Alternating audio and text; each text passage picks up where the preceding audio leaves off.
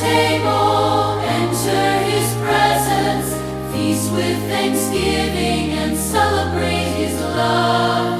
Come to the table, enter his presence, feast with thanksgiving and celebrate his love. This is the house of the Lord, the gates are open wide. Sinners and saints, strong and faint, are welcome to come inside. Come to the table, enter his presence, feast with thanksgiving and celebrate his love. Come to the table, enter his presence, feast with thanksgiving and celebrate his love. Sa ngalan ng Ama, ng Anak, at ng Espiritu Santo, Amen. sumainyo ang Panginoon. At sumaiyo rin. Mga kapatid, muli tayong bumabalik sa banal na misa para magpuri at magpasalamat sa Diyos. Marami tayong gustong malaman sa ating buhay. Bilang magulang, gusto mong malaman kung papasa ba, makakatapos ba ang iyong anak. Pero mga iba, gustong malaman kung sila ba ay magtatagumpay sa buhay, kung mababayaran ba nila ang kanilang mga utang. Meron mga iba na may sakit, gustong malaman kung sila ba ay gagaling sa kanilang karamdaman. Merong ibang mga misis, gusto nilang malaman kung niloloko ba sila ng kanilang mga asawa. Marami sa atin, mga Pilipino, gustong malaman sino ba sa mga politiko, ang mga korap at magnanakaw.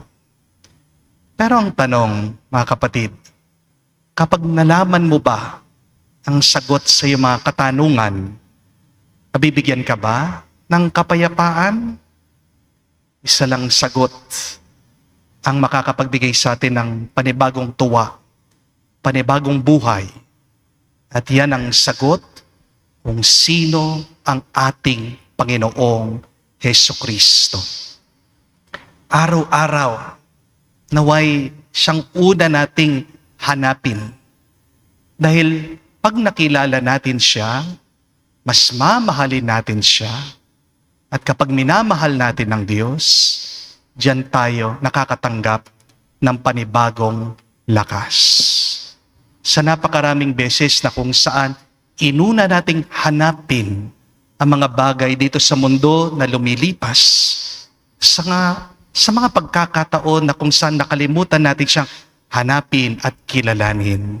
Tayo magpakumbaba, hilingin natin muli ang awat pagpapatawad ng Diyos para tayo'y makitang minsan pa maging karapat dapat makatanggap sa mga banal na misteryo.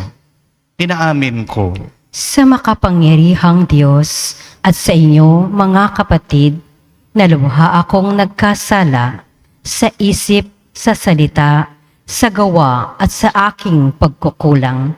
Kaya isinasamo ko sa mahal na Birheng Maria, sa lahat ng mga anghel at mga banal, at sa inyo, mga kapatid, na ako'y ipanalangin sa Panginoong ating Diyos. Kawan tayo na makapangyarihang Diyos. Patawarin tayo sa ating mga kasalanan at patnubayan tayo sa buhay na walang hanggan. Amen.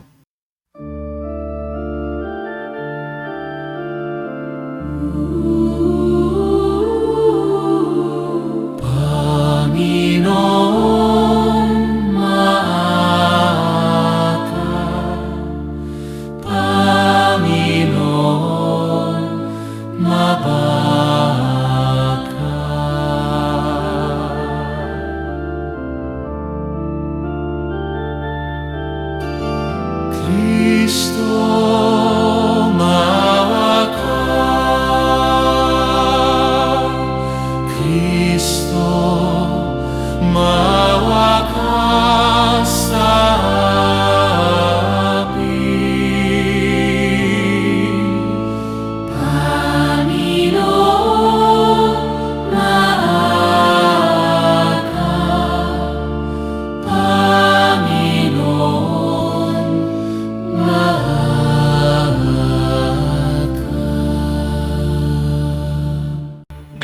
Gloria in excelsis Deo.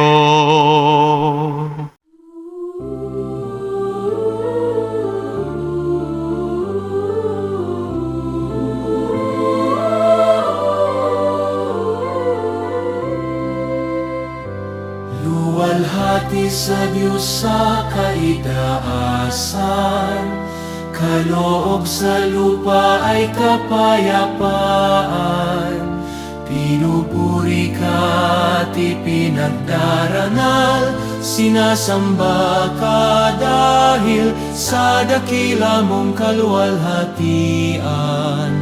Panginoon naming Diyos, Hari ng langit, Amang makapangyarihan, Panginoong Hesukristo, buktong na anak ng Diyos, Kordero ng Ama.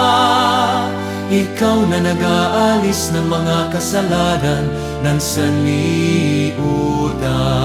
Tanggapin mo ang aming kahilingan, ikaw na nanuluklok sa kanan ng Ama. Maawa ka sa akin, ikaw lang amang manal, Panginoong Hesukristo, kasama ng Espiritu, sa luwalhati ng Ama. Amen. Amen. Amen. Amen. Manalangin tayo. Manaming makapangyarihan, ginawa mo kaming magkaisa ng kalooban. Pagkaloob mo ang iyong mga utos ay aming mahalin. Ang iyong mga pangako ay hangarin naming tanggapin, upang sa anumang pagbabago sa paligid namin, manatiling matatag ang aming loobin. Sa tunay na kasiyahang matatagpuan sa iyong piling, sa pamagitan ni Jesucristo, kasama ng Espiritu Santo, magpa sa walang hanggan. Amen.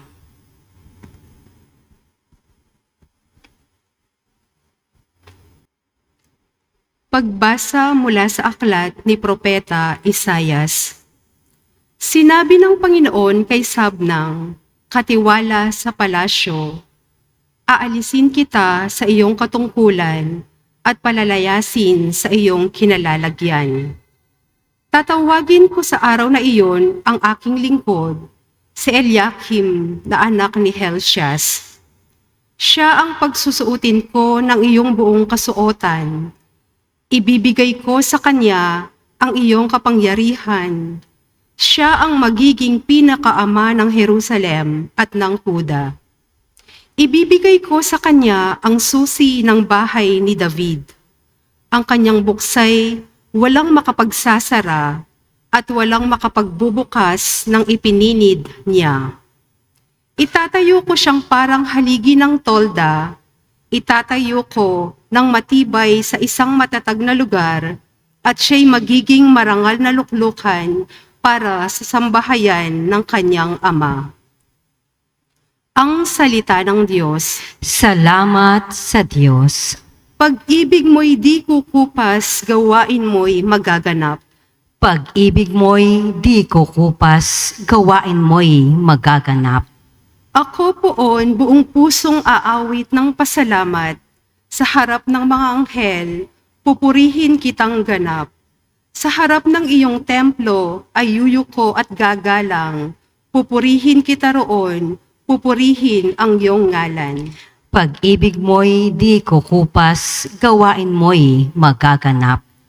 Dahilan sa pag-ibig mo at sa iyong katapatan, ika'y tunay na dakila, pati iyong kautusan. Noong ako ay tumawag, tinanggap ko ang tugon mo. Sa lakas mong itinulong, ay lumakas agad ako. Pag-ibig mo'y di kukupas, gawain mo'y magaganap. Dakila man ang poong Diyos, mahal din niya ang mahirap. Kumubli may kita niya, yaong hambog at pasikat. Ang dahilan nito, Poon pag-ibig mo'y di kukupas, at ang mga sinimulang gawain mo'y magaganap. Pag-ibig mo'y di kukupas, gawain mo'y magaganap.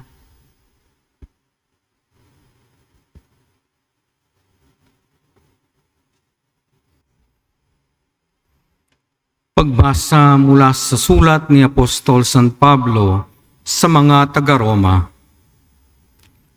Napakasagana ng kayamanan ng Diyos, di matarok ang kayamanan, karunungan at kaalaman ng Diyos. Hindi malirip ang kanyang mga panukala at pamamaraan, gaya ng nasusulat. Sapagkat sino ang nakakaalam sa pag-iisip ng Panginoon o sino ang nakapagkaloob ng anuman sa Diyos para siya na may gantimpalaan.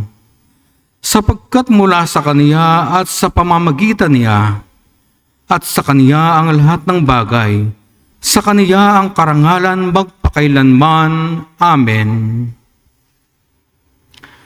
Ang salita ng Diyos. Salamat sa Diyos.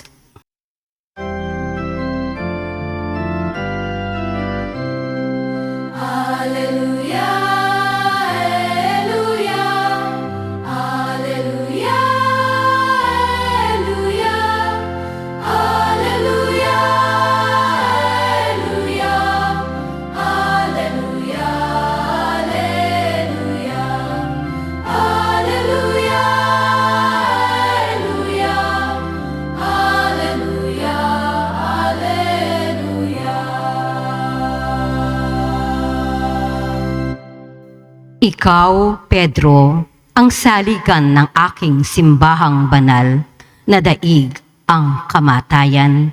Aleluya, aleluya.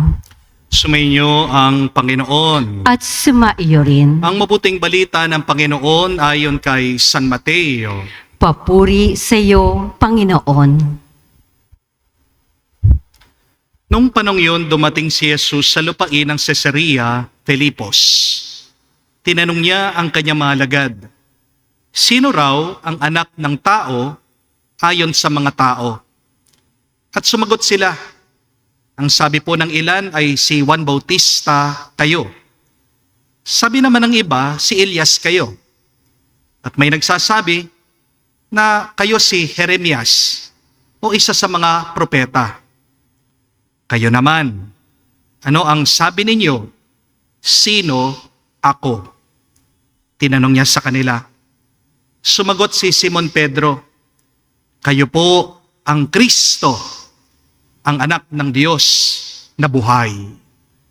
Sinabi sa kanya ni Jesus, mapalad ka, Simon, anak ni Jonas, sapagkat ang katotohanan ito, hindi inihayag sa iyo ng sino mang tao, o hindi ng aking amang nasa langit. At sinasabi ko naman sa iyo, ikaw ay Pedro. At sa ibabaw ng batong ito, itatayo ko ang aking simbahan. At hindi makakapanaig sa kanya kahit ang kapangyarihan ng kamatayan. Ibibigay ko sa iyo ang mga susi ng kaharian ng langit. Ang ipagbawal sa lupa ay pagbabawal sa langit. At ang ipahintulot mo sa lupa ay ipapahintulot sa langit. At mahigpit niyang tinagubilinan ang kanyang mga alagad na huwag sabihin kanino man na siya ang Kristo. Mga kapatid, ang mabuting balita ng ating Panginoon. Pinupuri ka namin, Panginoong Hesukristo. Magandang araw po muli sa inyong lahat. Pwede po ba pakigreet nyo yung mga katabi nyo? God is good. Sabihan niyo po, sobra-sobra. Kumusta po kayo? Sana po kayong lahat ay nasa mabuting kalagayan. Mga kapatid, sigurado po ako na marami sa atin ay may tanong sa buhay. Pero alam niyo po, mayroong mga tanong na minsan hindi na kailangan itanong. Halimbawa, narinig mo yung barker doon sa bus. Kubaw, kubaw, kubaw, kubaw. Tapos meron pang lalapit magtatanong, Kuya, papuntang Kubaw? Baka sagutin ka ng barker, ay hindi, Davao. Ay wow. Di ba? Kanina pa sinisigaw, narinig mo na nga, Cubao. Tapos magtatanong ka pa. O kaya, kapag nasa restaurant ka, may nakita kang naka-uniforme, may daladalang tray, kumukuha ng order. Meron pa ring tao magtatanong, excuse me, waiter ka ba? Baka sagutin ka, ay hindi po, security guard ako, nagkataon lang meron akong dalang spaghetti. O kaya, isang teacher, sinabihan, inutos ang kanyang mga pupils, class, get one piece of paper. Sigurado, meron pa rin mga bata magtatanong, ma'am, one piece of paper po. Kaya nga, nagagalit, nakukonsumi ang mga guro, hindi po ba? Sumasagot, ay hindi, kumuha kayo ng isang rim, gagawa tayo ng nobela. Merong mga tanong na hindi na dapat tinatanong. Hindi po ba? Kasi sinabi na, binanggit na, pinakita na, obvious na. Pero meron namang mga tanong din na kailangan nating itanong para tayo ay makasiguro. Amen? Nung minsan po, inanyayahan akong mag-bless ng isang bangko. Ako po yung nagmamaneho sa sasakyan. Ito pong sakristang ko, kita nyo naman yung palaging nagsiserve sa akin dito sa misa. Daig pa ako, siya agad nakasuot na ng sutana, nakatabi dito sa aking gilid. Pagka-park po namin, agad siyang bumaba itong aking sakristan. Aba, nakita ko, pinagkaguluhan ng mga tao. Nagmano sila sa kanya. Tapos nagtanong, kayo po ba si Father Joel? Buti na lang po, honest siya.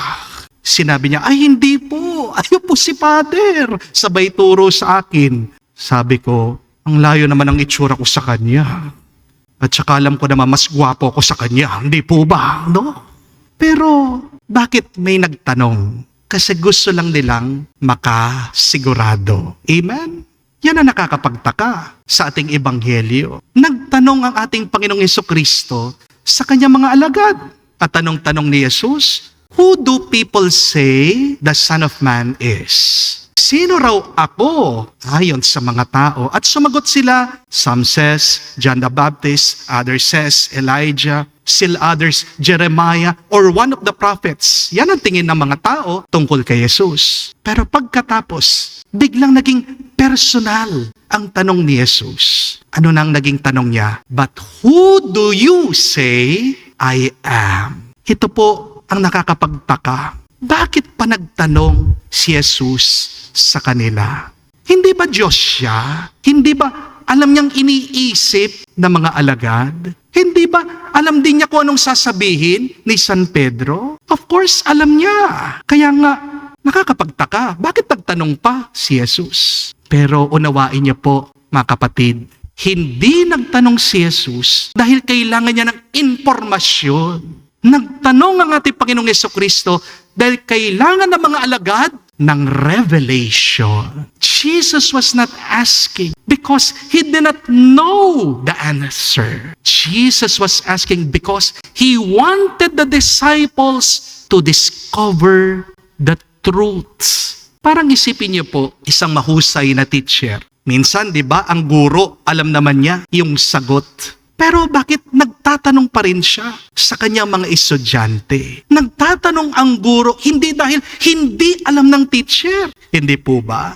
Nagtatanong ang guro sa kanyang mga estudyante para matuto silang mag-isip, para malaman nila ang kasagutan. Amen? At ganyan din po ang ginawa ni Jesus sa kanyang mga alagad. Hindi niya kinailangan malaman kung sino siya. Alam na ni Jesus kung sino siya. Ang mga alagad ang may kailangan malaman sa katotohanan tungkol sa pagkatao at pagka-Diyos ni Jesus. At dito po natin makikita tatlong napakagandang aral mula sa ating ebanghelyo, paalaala sa atin. Unang-una, hindi sapat na alam mo kung anong sinasabi ng ibang tao tungkol kay Jesus.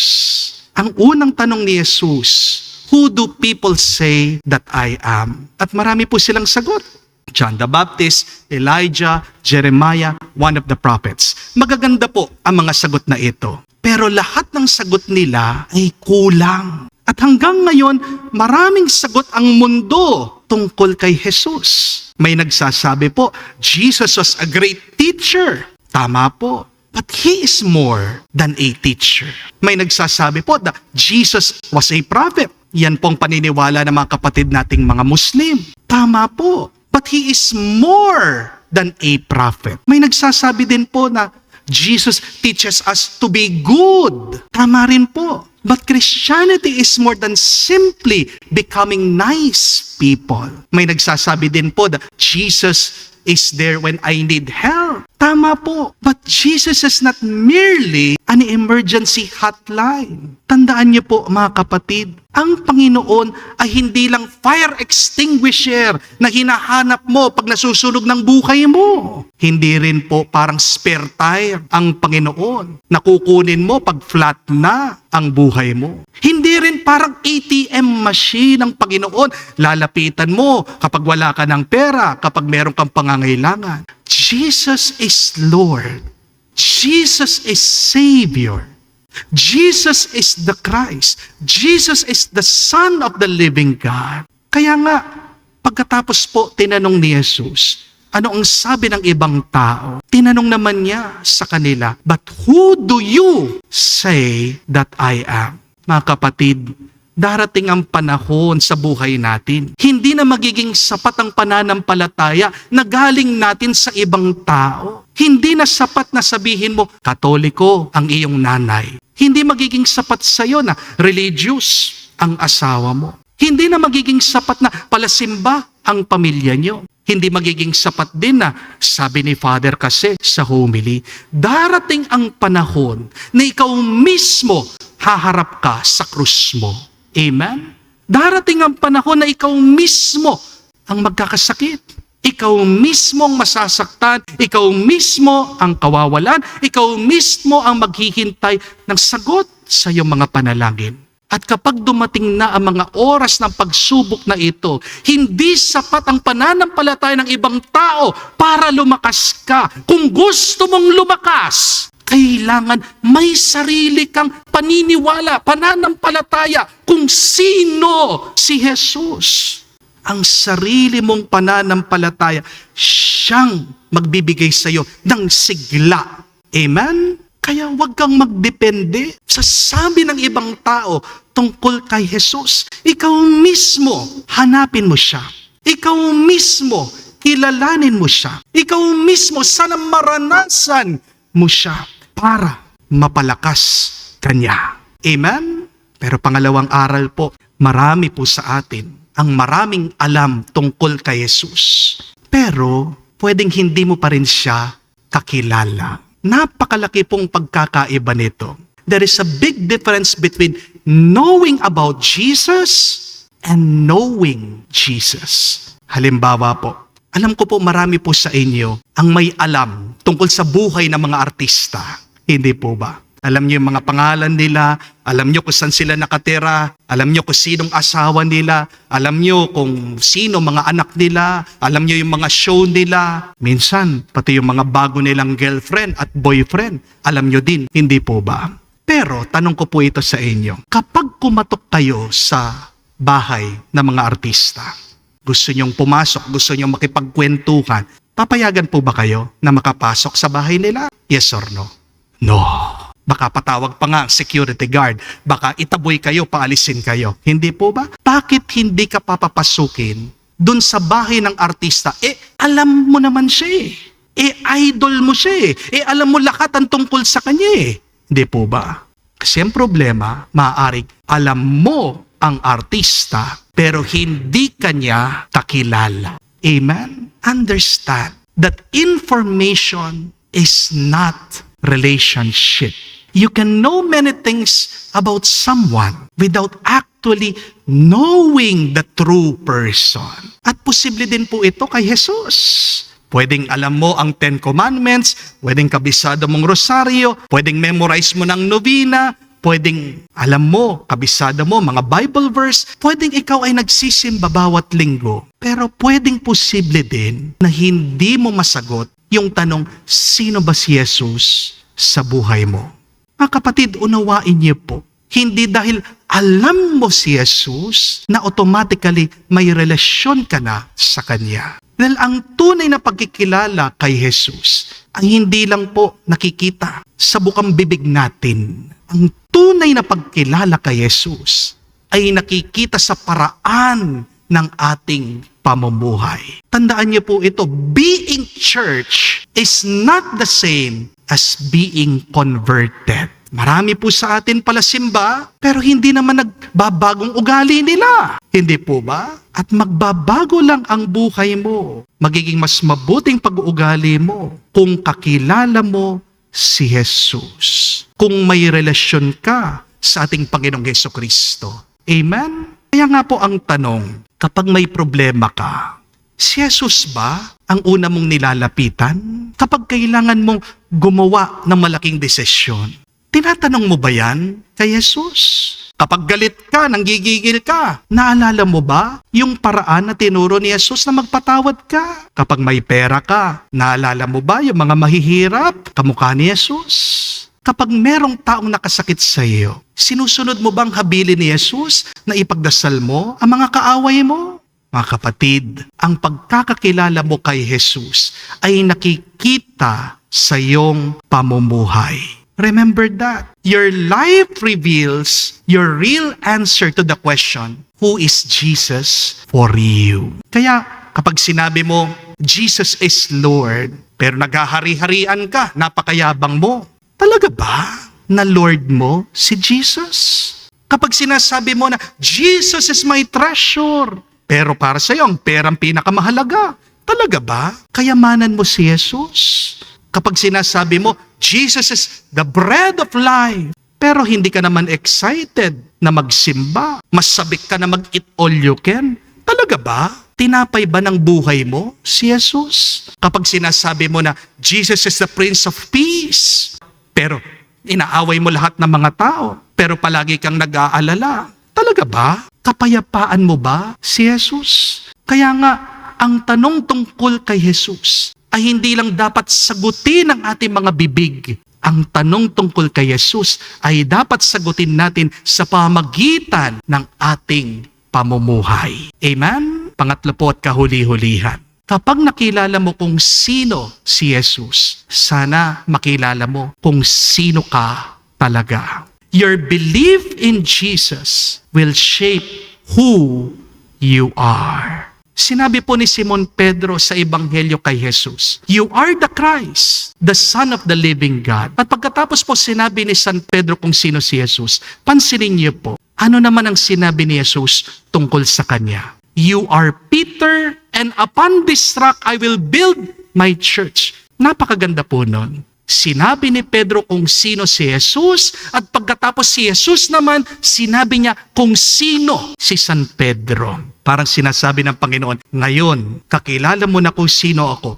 ipapakita ko naman sa iyo kung sino ka. Mga kapatid, napakaraming tao ngayon nalilito at napakarami nilang tanong sa Diyos. Sino ba ako talaga? Ano bang purpose ko sa buhay? Ano bang silbi ng buhay ko? Paano ko magiging masaya? Ano bang mission ko? Ano bang calling ko? Saan ba ako patungo? At minsan, hinahanap natin ang mga sagot sa mga tanong na ito sa ating trabaho. Iniisip ng ilan, kapag naging successful na ako, makikilala na ako ng iba. Ang ilan naman, hinahanap po ang sagot sa pera. Sinasabi na, kapag yumaman na ako, magiging somebody na ako. Hinahanap ng marami ang sagot sa social media. Naniniwala na kapag marami na silang followers, views, likes, magiging importante na sila. Pero ang problema, ito po, kapag dito mo kinukuha sa mga bagay na ito ang identity mo, anong mangyayari sa'yo pag nawala sila? Ang tanong, kung ang identity mo ay nasa trabaho mo, kapag nag-retire ka, sino ka? Kung nakikita mong identity mo sa pera, kapag nawalan ka ng pera, sino ka? Kapag nakikita mong identity mo sa kasikatan mo, sa popularity mo, kapag wala nang namamansin sa'yo, sino ka? Pero kapag ang identity mo nakaugat kay Kristo, kahit na mawala ang iyong mga titulo, anak ka pa rin ng Diyos. Amen? Kapag ikaw ay nakaugat kay Kristo, mawalan ka man ng pera, mahal ka pa rin ng Diyos. Kapag ikaw ay nakaugat kay Kristo, iwan ka man ng ibang tao, hindi ka iiwan ng Diyos. Kahit na bumagsak ka, meron pa ring Diyos na magbabangon sa iyo. Kaya tandaan niyo po mga kapatid, the closer you come to knowing Jesus, the closer you come to discover your true self. Mga kapatid, marami pong mahalagang tanong sa ating buhay. Alam kong iba pag nagdarasal, tinatanong sa Diyos, Panginoon, ano kayang trabaho na kukunin ko? Panginoon, sinong pakakasalan ko? Panginoon, paano ko kikita ng pera? Panginoon, anong gagawin ko dito sa aking problema? Panginoon, anong gagawin ko para gumaling ako sa aking sakit? Mahalaga pong mga tanong yan. Kailangan talaga ng kasagutan. Pero wag nating kalimutan, merong pang mas malalim, mas mahalagang tanong na kailangan nating sagutin. Sino si Jesus para sa iyo? Dahil ang sagot mo sa tanong na yan, ang huhubog sa sagot mo sa marami pang tanong sa iyong buhay. Kaya kung si Jesus ang Panginoon mo, susundin mo siya kahit na mahirap. Kung si Jesus ang tagapagligtas mo, lalapit ka sa Kanya kahit na wala kang ibang makapitan. Kung si Jesus ang mabuti mong pastol, magtitiwala ka sa Kanya kahit na dumaan ka sa mga panganib ng buhay. Kung si Jesus ang daan mo, alam mo na magkakaroon ng direksyon ang buhay mo dito sa mundo. At kung si Jesus ang katotohanan mo, hindi mo babaguhin ang tama para lang maging magaan ang buhay mo. Si Jesus ang buhay mo. At mauunawaan mo, hindi ang pera, tagumpay, popularity ang magbibigay sa iyo ng lakas.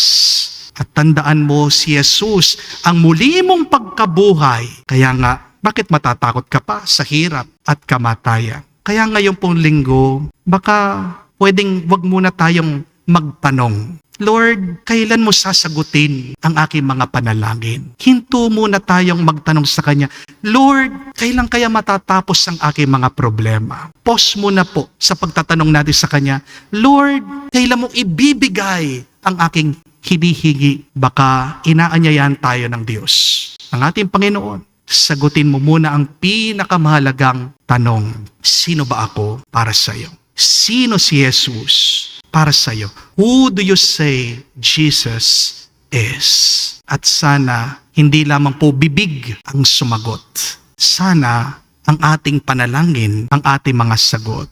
Sana, ang ating paglilingkod, ang ating sagot. At sana, ang ating katapatan, ang ating maging sagot. Kamukha po sana ni San Pedro, buong puso nating ipahayag at masabi sa Kanya, You are the Christ, the Son of the living God. At kapag sinabi natin ito, baka marinig natin mula sa ating Panginoon, ngayong alam mo na ako, huwag kang matakot kung sino ka. Hindi ikaw ang pagkakamalim, hindi ikaw ang kabiguan, hindi ikaw ang problema mo. At lalong-lalo na, hindi ikaw ang sinasabi ng ibang tao. Ang totoong ikaw ay minamahal ka ng Diyos. Mahal ka ni Kristo at hindi ka papabayaan ng Diyos. Amen.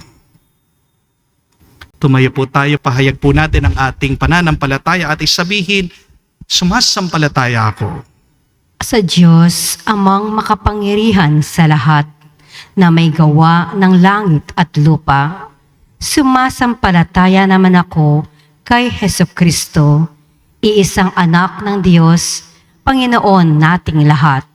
Nagkatawang tao siya, lalang ng Espiritu Santo, ipinanganak ni Santa Mariang Birhen, pinagpakasakit ni Poncio Pilato, ipinako sa krus, namatay, inilibing, nanaog sa kinaroroonan ng mga yumao, nang may ikatlong araw na buhay na mag-uli, umakyat sa langit, naluluklok sa kanan ng Diyos, amang makapangyarihan sa lahat. Doon magmumulan, paririto't maghuhukom sa mga nabubuhay at nangamatay na tao. Sumasampalataya naman ako sa Diyos Espiritu Santo, sa banal na simbahang Katolika, sa kasamahan ng mga banal, sa kapatawaran ng mga kasalanan, sa pagkabuhay na muli ng mga nangamatay na tao, at sa buhay na walang hanggan. Amen. Lumapit tayo sa Ama na sa pamamagitan ng Espiritu Santo ay pinapakilala si Jesus bilang kanyang bugtong na anak. Buong pagtitiwala tayong manalangin, sabihin natin, Panginoon, dinggin mo kami. Panginoon, dinggin mo kami.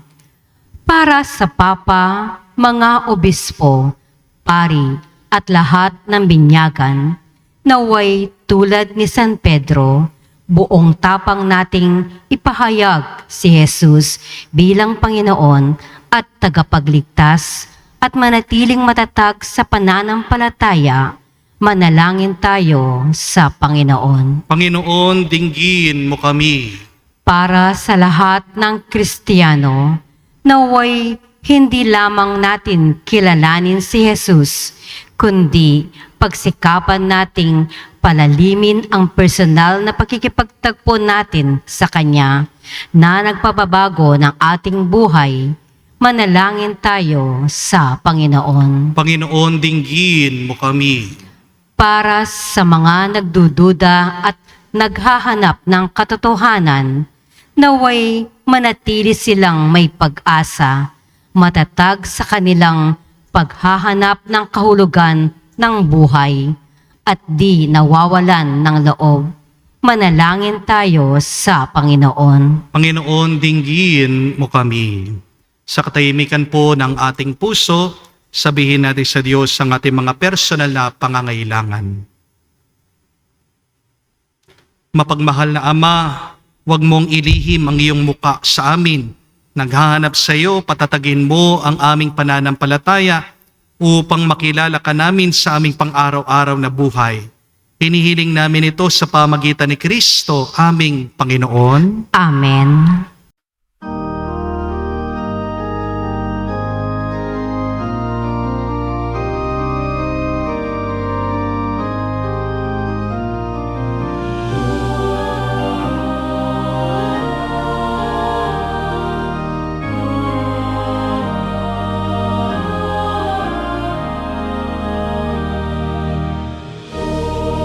Diyos, tanggapin mo,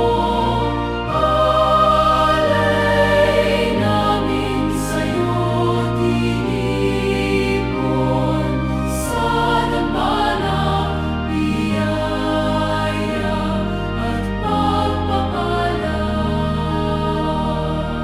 Bunga ng aming pagsisikap, hatid namin sa iyong altar. Basbasan mo't gawing nararapat sa pag-ibig mong matapat. O Diyos, tanggapin mo,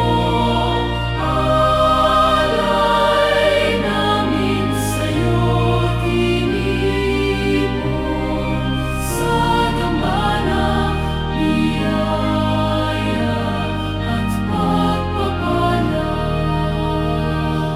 Manalangin kayo mga kapatid, para ang ating mga paghahain ay kalugdan ng Diyos amang makapangyarihan. Tanggapin nawa ng Panginoon itong paghahain sa iyong mga kamay, sa kapurihan niya at karangalan, sa ating kapakinabangan at sa buong sambayanan niyang banal. Ama naming lumikha, pinagkamit mo kami ng iyong pagkupkop, pakundangan sa isang pampalagiang paghahandog. Kaya't sa iyong sambayanan ay iyong pagkaloob, ang pagkakaisa at kapayapaang nagbubuklod, bunga ng aming mga alay na iyong kinalulugod, sa pamagitan ni Jesucristo kasama ng Espiritu Santo, magpa sa walang hanggan. Amen. Sumainyo ang Panginoon. At sumaiyo rin. Itaas sa Diyos sa inyong mga puso at diwa. Itinaas na namin sa Panginoon. Pasalamatan natin ang Panginoong ating Diyos. Marapat na siya ay pasalamatan. Ama naming makapangyarihan, tunay nga marapat ikaw ang aming pasalamatan. Ngayong pinagdiriwang ang paghahain ng Mesiyas, ang maamong tupa na tumutubos sa aming lahat. Naghahaing walang humpay ang anak mong minamahal upang magkasalo-salo ang tanan sa piging ng iyong buhay. Hindi na mamamatay ang inihahain sa krus.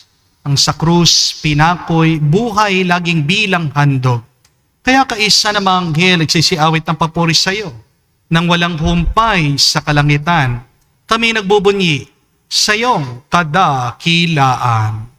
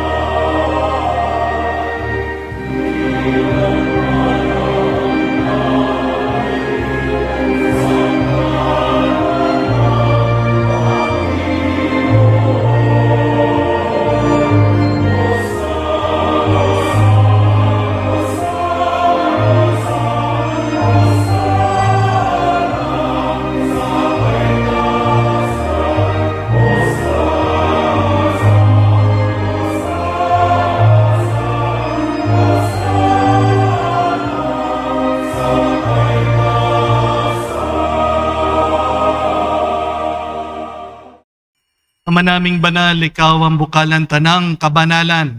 Kaya't sa pamagitan ng iyong Espiritu, gawin mong banal ang mga kaloob na ito upang para sa amin maging katawan at dugo ng aming Panginoong Heso Kristo. Bago niya pinagtiis ang kusang loob na maging handog, hinawakan niyang tinapay, pinasalamatan kanya, pinaghati-hati niya iyon, inabot sa kanya malagad at sinabi, tanggapin ninyong lahat ito at kanin. Ito ang aking katawan na ihahandog para sa inyo.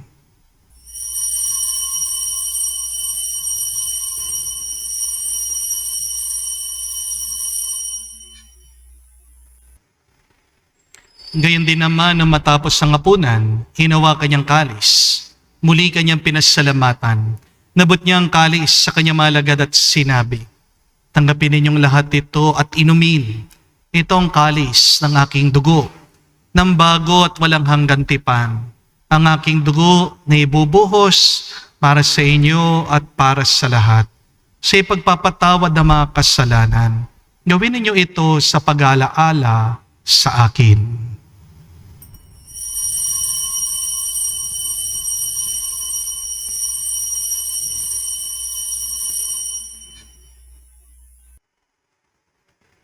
Ang misteryo ng pananampalataya.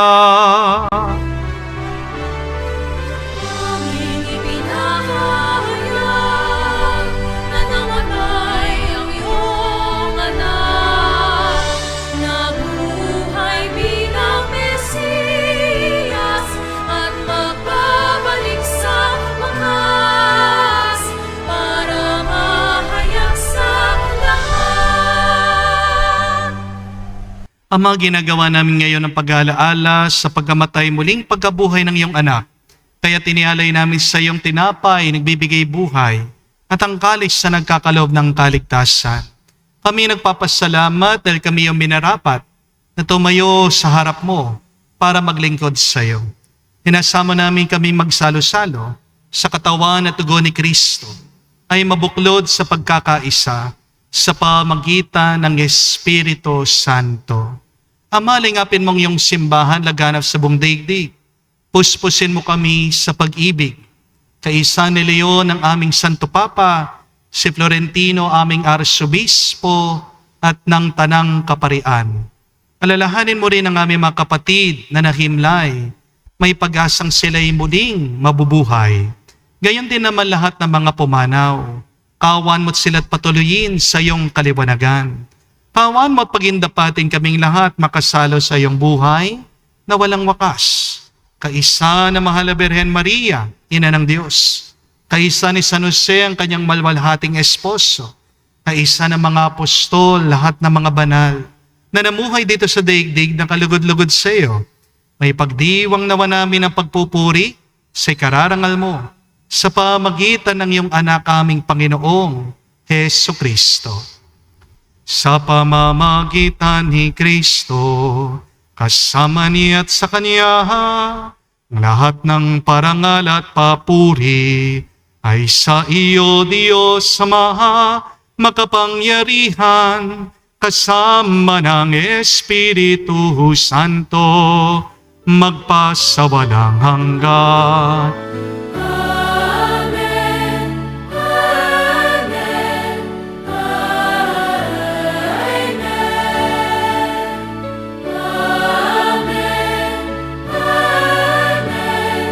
Amen. Sa nakagaling na utos sa turo ni Jesus sa Panginoon natin na Diyos, ipahayag natin ng lakas, loob.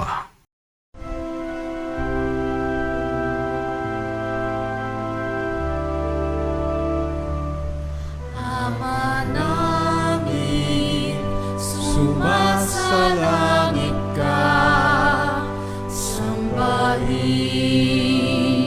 ang ngalan mo, mapasa amin ang kaharian mo, sundin ang loob mo dito sa lupa para nang sa langit. Bigyan mo kami ngayon ng aming kakanin sa araw-araw. At patawarin mo kami sa aming mga sala para ng pagpapatawad namin sa nagkakasala sa amin. At huwag mo kami ipahintulot sa tukso, at iadya mo kami sa lahat ng masama. Hinihiling namin kami, Adya, sa lahat ng masama, pagkalooban ng kapayapaan araw-araw, ligtas sa kasalanan, ilayo sa lahat ng kapamakan, samantalang aming pinanabikan ang dakilang araw ng pagpapahayag ng tagapagligtas naming si Hesu Kristo. Sapagkat iyo ang kaharian at ang kapangyarihan at ang kapurihan magpakailanman. Amen. Nginoong Hesu Kristo, sinabi mo si mga apostol, kapayapaan ang iniiwan ko sa inyo. Ang aking kapayapaan binibigay ko sa inyo. Tungayan mong aming pananampalataya at huwag ang aming pagkakasala. Pagkalooban mo kami ng kapayapaan at pagkakaisa ayon sa iyong kalooban, kasama ng Espiritu Santo, magpa sa walang hanggan. Amen. Kapayapaan ng Panginoon ay laging sumainyo. At sumaiyo rin. Magbigayan po tayo ng kapayapaan sa bawat isa. Piso niyo po, kapayapaan po sa inyong lahat.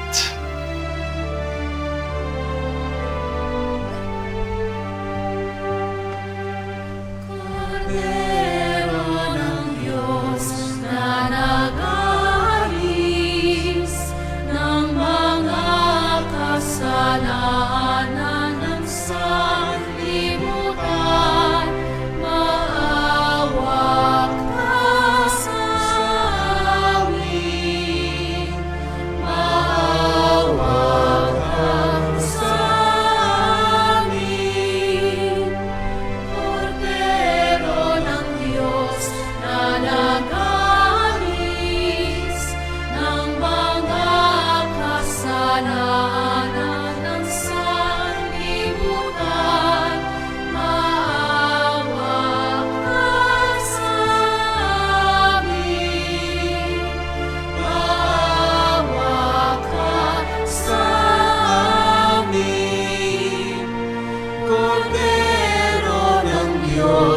na nag-aalis ng mga kasalanan ng sanlibutan. Ipagkaloob mo sa amin ang kapayapaan.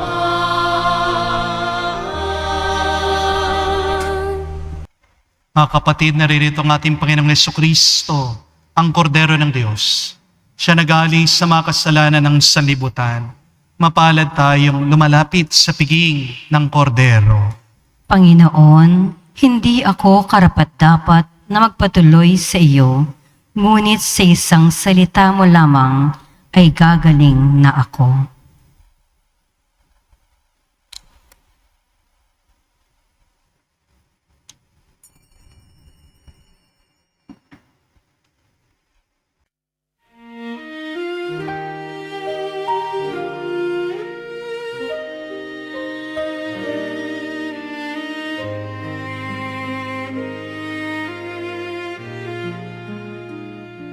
Sa paglapit sa banal mong habag, Ikaw, Jesus, aking natatagpuan.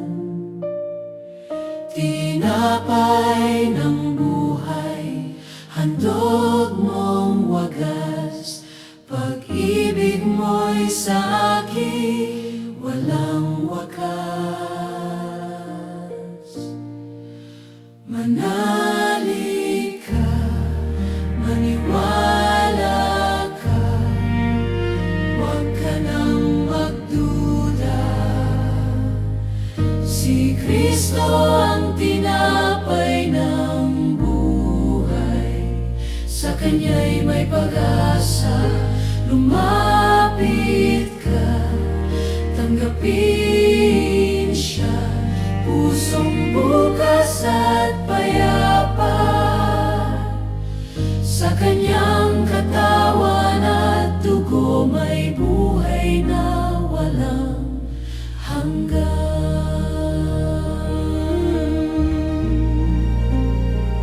Sa bawat sugat at kabiguan,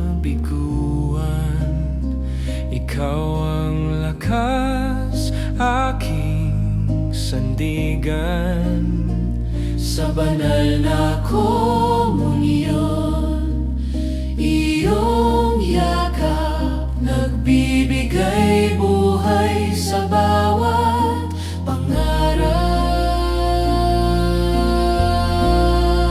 Manalig ka, maniwala ka, huwag ka nang magduda. Si Kristo ang tinapay ng buhay, sa Kanya'y may pag-asa.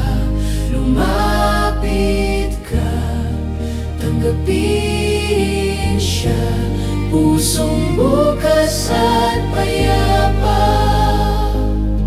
Sa Kanyang katawan at dugo may buhay na walang hanggan.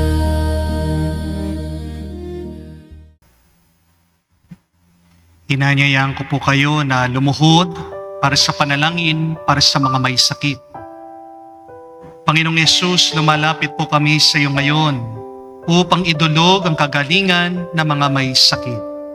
Haplusin niyo po sila at pagkalooban ng panibagong lakas upang sila ay muling makapaglingkod sa iyo. Patawarin niyo po sana sila sa kanilang mga kasalanan at pagkalooban din ng kagalingang pangkaluluwa. Sa katahimikan po ng ating puso, banggitin natin, sabihin natin sa Diyos ang pangalan ng mga kapatid nating pinagdarasal para sa kanilang mabilis na kagalingan. Hinihiling namin ito sa ngalan ni Kristo, aming Panginoon. Amen. Panalangin para sa mga OFW. Ama, pinapanalangin namin sa iyong natatanging kahilingan na lahat ng mga nagtatrabaho sa ibang bansa. Tulungan mo sila bawat sandali ng kanilang buhay habang nasa ibang bansa. Palakasin mo sila kapag pinanghihinaan sila ng kalooban. Pagalingin mo sila tuwing nagkakasakit. Aluin mo sila kapag nalulungkot sila. Ilayo mo sila sa anumang masama at kapahamakan upang magpatuloy sila lagi sa kanilang buhay. Mapahalagan nawa ng kanilang pamilya ang bawat sakripisyo nila sa ibang bansa upang wag masayang kanilang pagpapagal. Kawaan at pagkalooban mo ng biyaya ang lahat ng mga OFW dahil sa iyo lamang aasa at wala nang iba pa. Ang lahat ng ito ay aming sama-samang panalangin sa ngalan ni Jesus. Amen. Banal na mukha ni Jesus. Kaawaan mo kami. Tumayo po tayo. Manalangin tayo.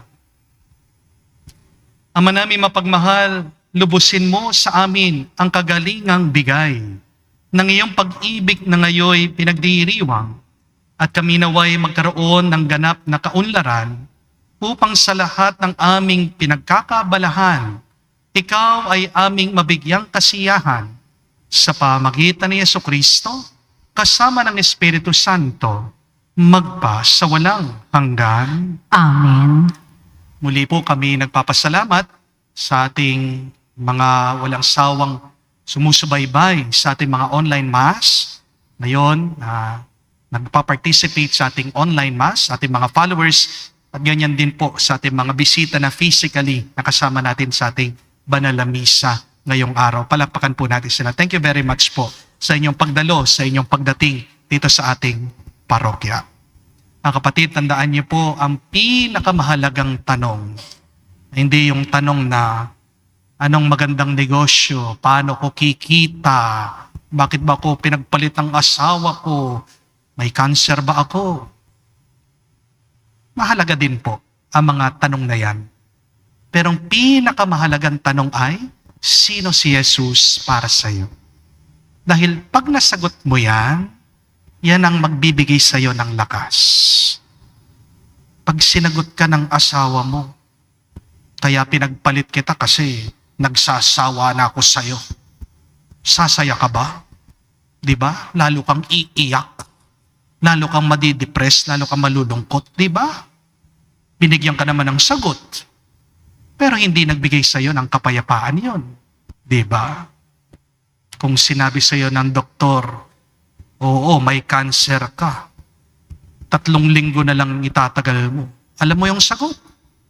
Pero bakit hindi payapa ang iyong puso? Kahit na alam mo ang sagot kung paano yumaman. Alam niyo bang pinakamabilis na paraan para yumaman? Gusto niyo po ng sagot? Simple lang. Magnakaw ka. Oh. Di ba? Sagot yun. Pero kung gagawin mo yun, ang tanong ko, magiging payapa ka ba? Magiging masaya ka? Masaya ka ba na meron kang ninakawan, pinerwish yung ibang tao? Hindi ka masaya. Hindi po ba?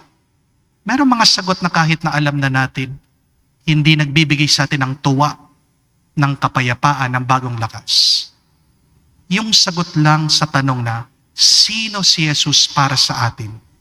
Yan ang makakapagpalakas sa atin. Sagutin mo ang tanong na yan, sino si Jesus para sa iyo? Malalaman mo din kung sino ka.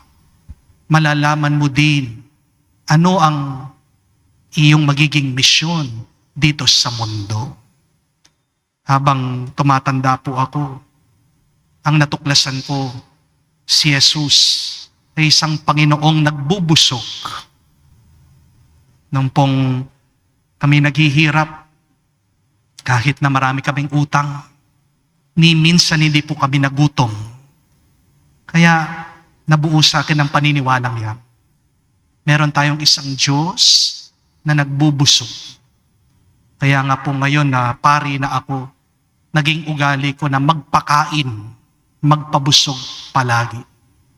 Kaya makikita niyo po na binabaha ang mga sakop natin, agad-agad nagbibigay tayo ng pagkain sa kanila. Dahil naranasan ko ang sagot, sinong Panginoon? Siyang Panginoon na ayaw niyang nagugutom ang kanyang mga minamahal. Ikaw, sino si Jesus para sa iyo? if you can describe Jesus using one word, ano po yun? Yan po ang yung assignment. Sana matuklasan niyo. Yan ang panghawakan niyo. At diyan humugot kayo ng panibagong lakas at buhay. Sumayo ang Panginoon. At sumaiyo rin. At kayo basbasa ng Diyos, makapangyarihan sa lahat, sa ngalan ng Ama, ng Anak, ng Espiritu Santo. Amen. Ang ating misa ay natapos na. Humayo kayo sa kapayapaan ni Kristo. Salamat sa Diyos.